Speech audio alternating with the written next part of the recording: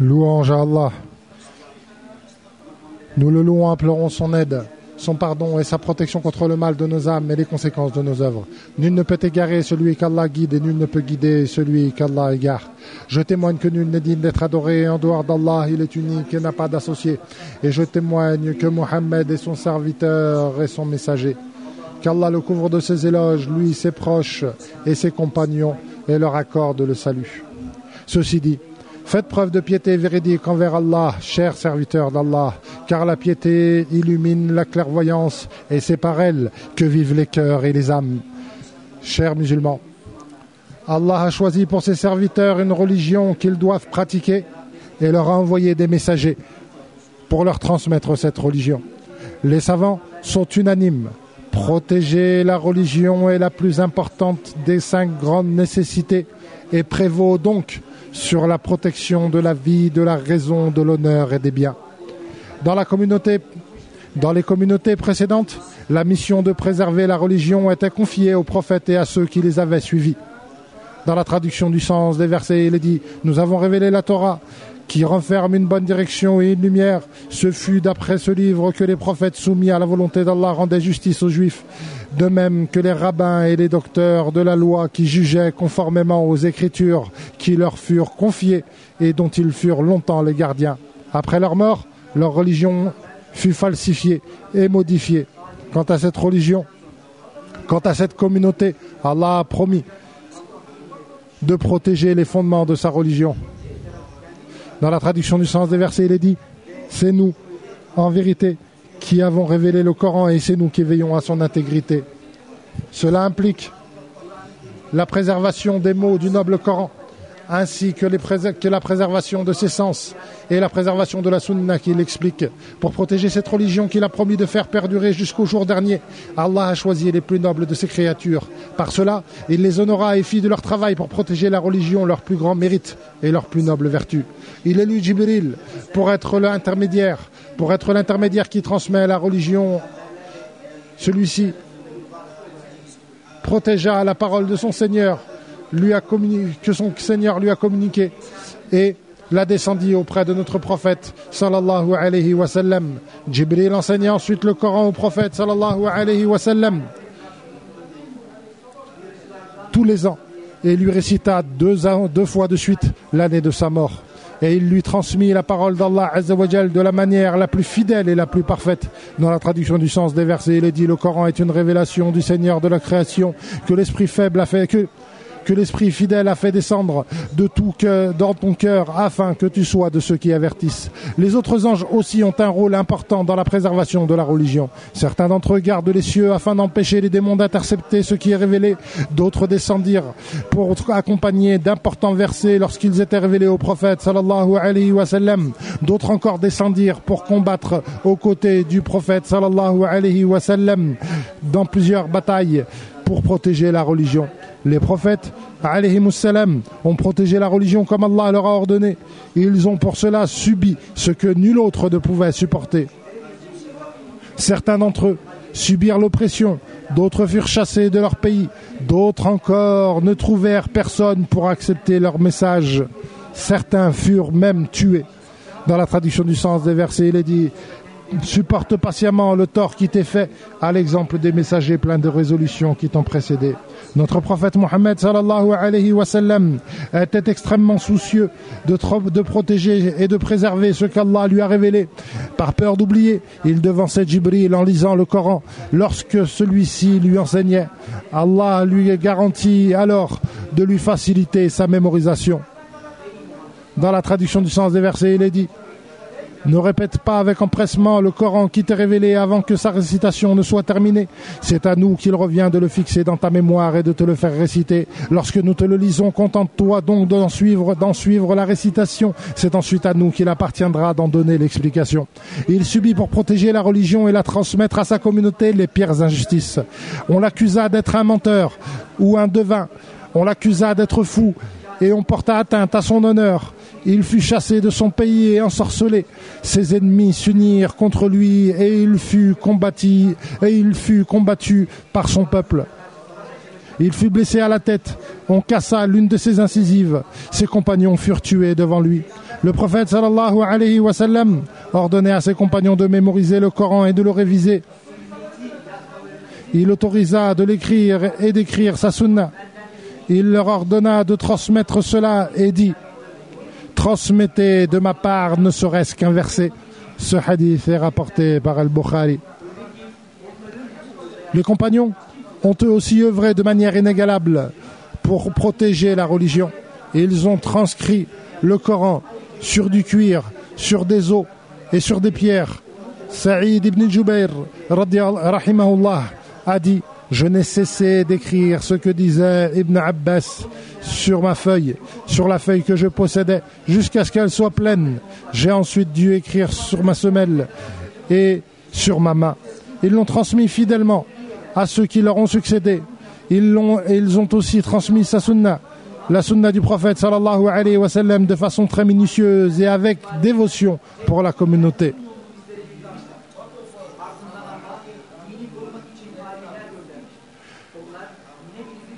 Ils ont donc transmis cela fidèlement à ceux qui leur ont succédé, avec précision.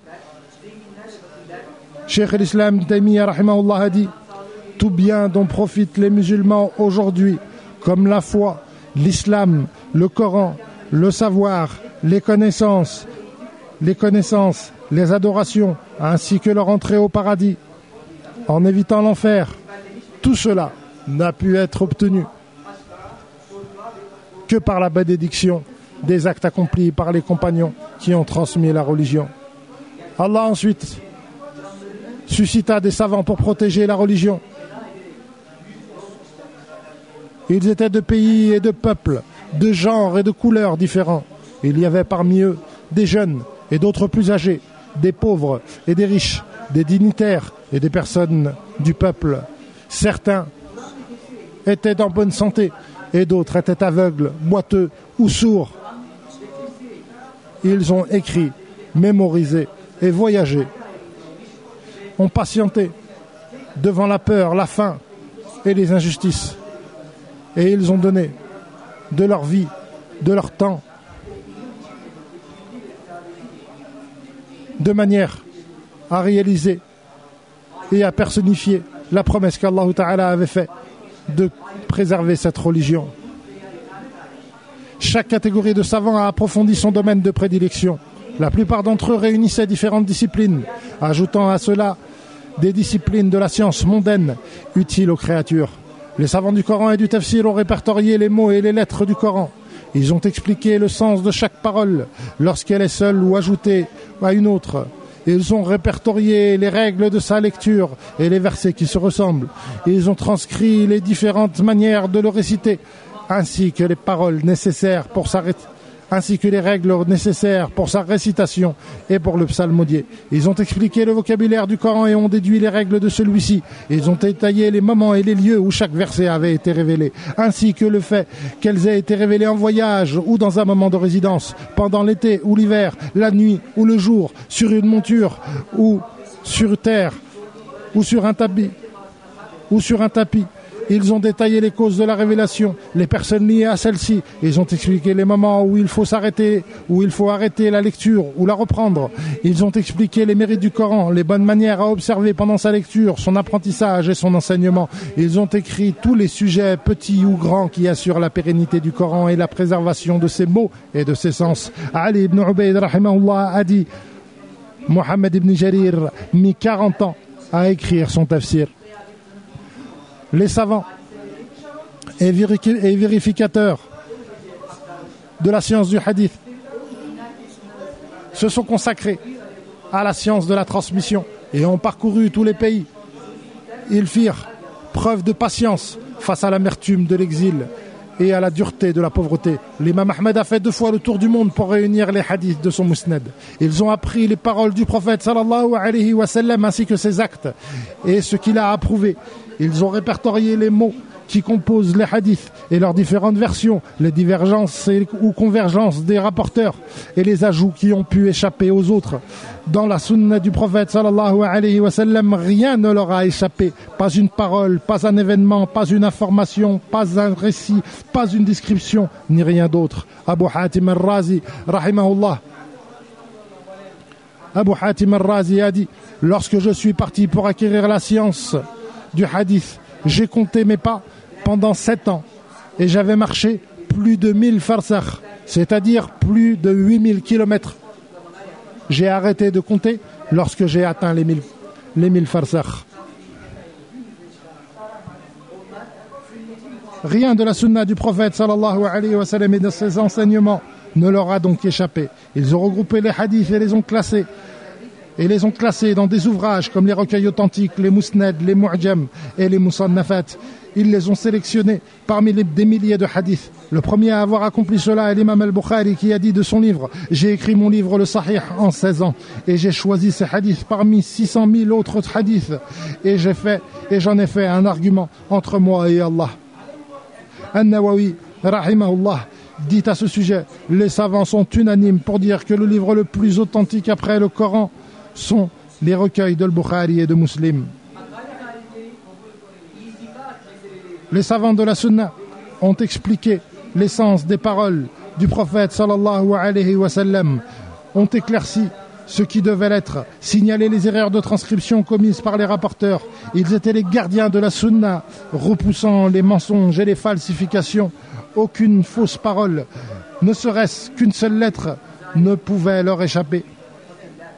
Cette communauté s'est donc distinguée par la chaîne de transmission, l'isnad, et sa capacité à discerner les hadiths authentiques des faibles, alors que les communautés précédentes ne connaissaient pas la transmission par l'isnad et ne savaient pas distinguer les paroles de leurs prophètes de celles qui ont été ensuite ajoutées. Sufyan al-Thawri, rahimahullah, disait: les anges sont les gardiens des cieux et les savants du hadith sont les gardiens de la terre.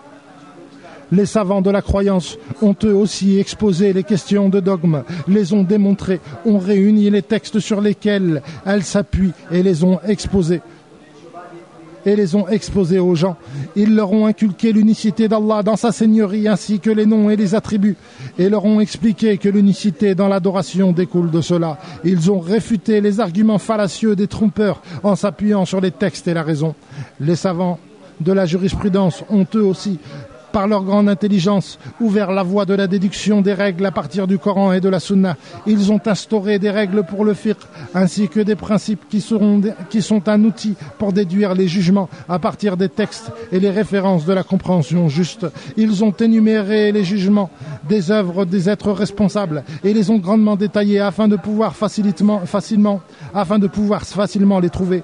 Ils ont aussi traité des questions nouvelles par analogie sur les textes et ont mentionné les règles détaillées des adorations et des transactions. La langue arabe est un outil pour la science. C'est à travers celle-ci que l'on peut comprendre, méditer, transmettre et transcrire. Les savants ont pris les textes de la révélation comme base, puis ont cherché les différents mots de la langue arabe chez les Arabes qui les utilisaient. Ils les ont réunis, classifiés et ont expliqué leur sens et les ont facilités. Ils ont discerné les erreurs, ils ont distinguer les erreurs grammaticales de ce qui est juste et établi les règles permettant de respecter la grammaire, de parler avec justesse et éloquence, de reconnaître l'élégance et la beauté d'un discours.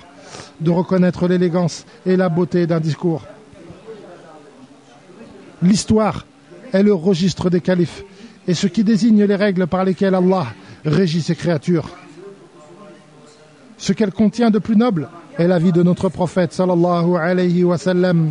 Les savants de la sira ont rédigé ce qui concerne la vie du prophète sallallahu alayhi wa sallam, ses caractéristiques physiques, morales, ses descriptions dans les moindres détails, ainsi que son nom, son ascendance, son âge, le jour de sa naissance et de sa mort, ses expéditions et ses batailles, mais aussi les ustensiles qu'il a utilisés, son sabre, sa lance, ses montures, la couleur de ses vêtements, la description de ses chaussures, le parfum qu'il utilisait, la position dans laquelle il dormait, le nombre de fois où il respirait lorsqu'il buvait, sa façon de manger et ce qu'il aimait manger, la manière dont il marchait, riait ou pleurait, le nombre de poils blancs qu'il y avait dans sa barbe ou dans ses cheveux, ou dans ses cheveux. Les savants n'ont cessé, siècle après siècle, de préserver la religion, de la transmettre aux générations suivantes. Ils réunissaient le savoir et l'adoration, la transcription et l'enseignement. Cheikh l'Islam Ibn Taymiyyah, rahimahullah, après avoir prié le Fajr, restait évoqué Allah jusqu'à la moitié de la journée. Ils ont écrit, enseigné et donné tout leur temps. Ibn al-Jawzi, rahimahullah, a écrit plus de 2000 volumes de sa propre main. Ibn Kathir a dit à propos de son livre Jami' al-Masanid, je n'ai cessé d'écrire pendant la nuit, alors que la chandelle s'atténuait jusqu'à en perdre la vue. Et lorsque l'on interrogea, ils ont patienté devant la pauvreté et les difficultés. L'imam Malik a dû détruire le toit de sa maison pour en vendre le bois quand il a commencé à étudier le hadith. Et lorsqu'on interrogea Al-Sha'bi, comment as-tu acquis toute cette science?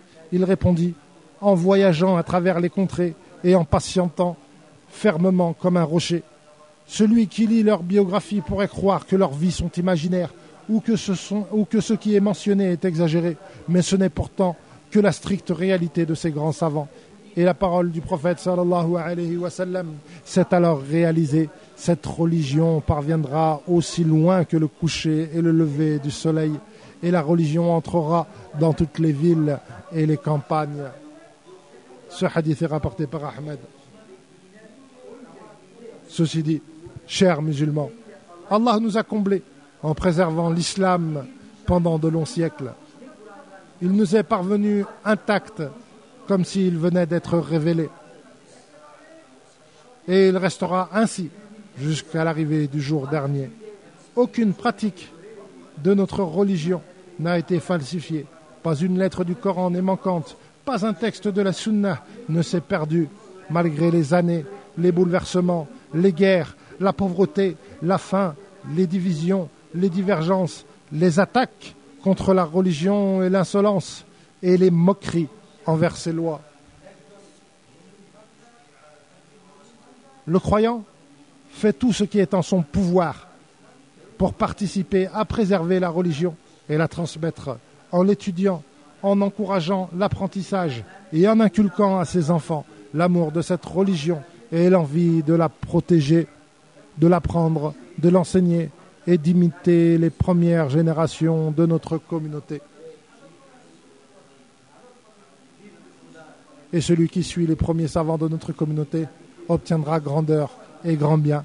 Dans la traduction du sens des versets, il est dit, il est parmi les croyants des hommes qui ont honoré leur engagement envers Allah. Certains fidèles à leurs promesses sont tombés en martyrs, tandis que d'autres attendent toujours sans jamais se dédire.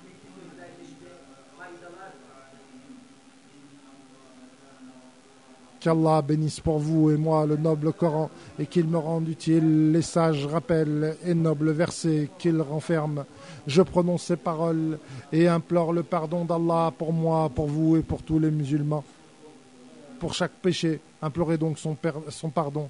Il est le miséricordieux et celui qui pardonne.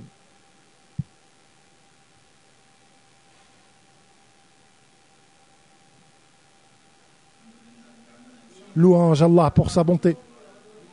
Nous le remercions pour ses dons et sa générosité. Je témoigne que nul n'est digne d'être adoré en dehors d'Allah. Il est unique et n'a pas d'associé. Et je témoigne que notre prophète Mohammed est son serviteur et son messager, qu'Allah le couvre de ses éloges, lui et ses proches. Chers musulmans, les serviteurs doivent remercier Allah pour avoir préservé pour eux leur religion et pour leur avoir permis de la suivre. Faire preuve de respect envers les savants est une marque de respect envers Allah et envers la religion. En effet, ce sont eux qui ont reçu l'héritage des prophètes et Allah les a élevés Et Allah Ta'ala les a élevés en disant Yarfa'illahu alladhina amanu minkum walladhina utul ilma darajat. Allah élève les croyants et ceux parmi eux qui ont reçu la science. L'imam Shafi'i et Abu Hanifa, rahimahumullah, disait si les savants ne sont pas les bien-aimés d'Allah, alors personne ne l'est.